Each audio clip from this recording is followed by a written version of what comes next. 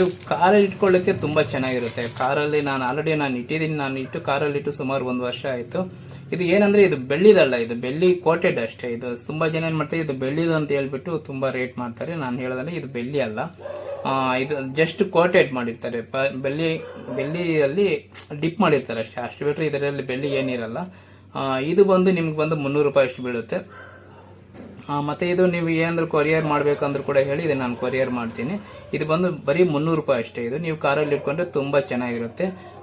ಬೇಕಾದ್ರೆ ನಾನು ಕಾರಲ್ಲಿ ಇಟ್ಕೊಂಡಿರೋದು ಫೋಟೋಸ್ ಇಟ್ಕೊಳ್ಳಿ, ತುಂಬಾ ಚೆನ್ನಾಗಿರುತ್ತೆ, ತುಂಬಾ ನೀಟಾಗಿರುತ್ತೆ. ಮತ್ತೆ ನಿಮ್ಮ ಆಫೀಸಲ್ಲಿ ಇಟ್ಕೋಬಹುದು.